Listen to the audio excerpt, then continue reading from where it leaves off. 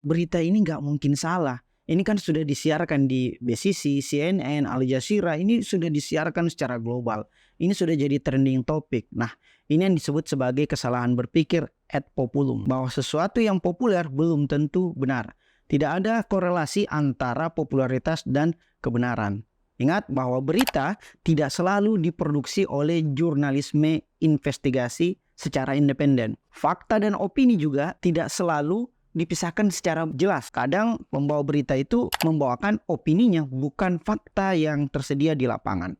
Media juga itu tidak selalu menyampaikan realitas objektif atau realitas yang sebenarnya. Dan media kontra, misalnya kalau kita mau baca kebalikan dari media mainstream, itu sebenarnya tidak mesti membelokkan dan tidak mesti memutarbalikan atau tidak mesti melakukan distorsi. Sehingga penting bagi kita untuk melakukan kontra narasi terhadap berita-berita mainstream yang sebenarnya mengandung bias atau hoax. Nah, kenapa sih kita harus baca berita itu dengan kritis? Baca berita doang kok mesti berpikir kritis? Wait a minute.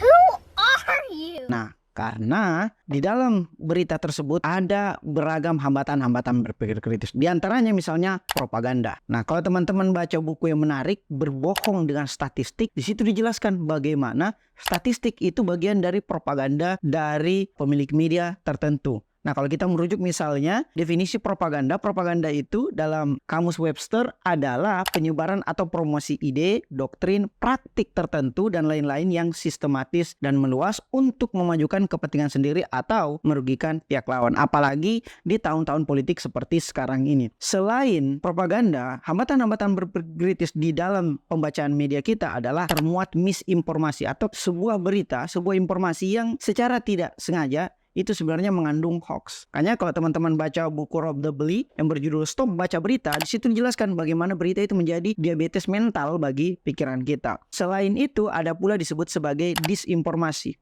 Kalau teman-teman baca Everybody Lies, di situ Dave Dois menjelaskan tentang bagaimana yang tersaji di media itu semuanya kebanyakan berita-berita bohong. Belum lagi kalau kita bicara tentang distorsi. Nah, buku Kuasa Media di Indonesia itu menjelaskan bagaimana pemilik-pemilik media itu, 8 taipan besar itu menggiring opini kita, khususnya opini-opini politik kita. Termasuk pula hoax, termasuk pula post-truth. Teman-teman bisa baca buku Budi Gunawan, itu menjelaskan tentang kebohongan yang disengaja, atau buku Budi Gunawan yang lain yang berbicara tentang postur. Postur sendiri itu bagaimana kita merasionalisasi keyakinan yang sebenarnya itu hanya berdasarkan pilihan emosional kita semata. Nah, bagaimana kemudian media itu memecah belah kita?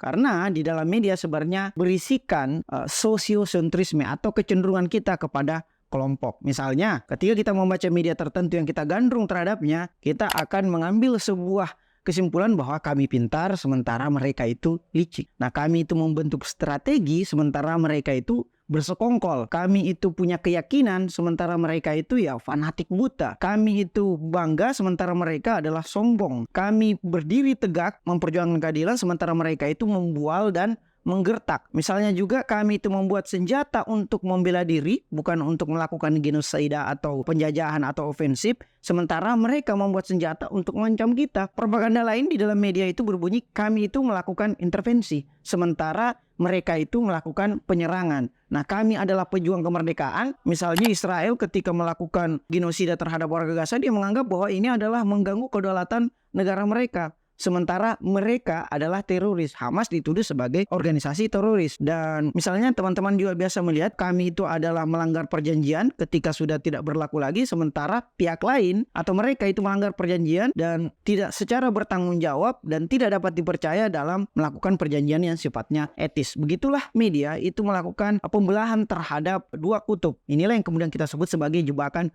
sosiosentrisme. Nah, bagaimana kemudian langkah-langkah menjadi pembaca kritis atas suatu berita? Nah, Linda Elder menjelaskan tentang 4 langkah untuk menjadi pembaca kritis terhadap berita atau terhadap media secara umum. Pertama, kita harus pahami agenda dasar dari pembuatan berita itu adalah bisnis. Berita atau konten itu adalah bisnis. Sehingga perhatian kita, pembacaan kita adalah komoditas. Yang kedua, menggunakan pengetahuan seseorang tentang logika konstruksi berita, pertama-tama untuk mendekonstruksi. Jadi berita itu adalah untuk mendekonstruksi keyakinan kita dan merekonstruksinya, membangunnya kembali secara imajinatif, sehingga muncullah bias-bias kita. Yang ketiga adalah pelajari cara mendefinisikan kembali isu-isu. Misalnya kalau teman-teman lagi baca berita tentang Israel dan Hamas, itu kita harus mencari definisi-definisi terkait isu-isu yang kita baca, perspektif sejarahnya gimana, bagaimana asumsinya, apa tujuan dibalik pembuatan media tersebut. Jangan sekonyong-konyong aja membaca berita secara mentah-mentah, tapi kita harus menerapkan critical thinking atau berpikir kembali terhadap hasil pembacaan kita. Dan langkah yang keempat adalah pelajari cara mengidentifikasi berita yang memiliki kredibilitas yang rendah, karena tidak semua berita itu ditulis oleh sumber yang kredibel. Ada saja berita-berita yang ditulis oleh misalnya, bahkan sorry to say, ChatGPT. Ada juga berita yang ditulis oleh jurnalisme yang tidak lulus secara profesi. Nah, kenapa kita harus tetap melakukan critical thinking terhadap pembacaan kita pada media? Karena seringkali media melakukan framing atau apa yang kita sebut sebagai pembingkaian terhadap cara berpikir kita.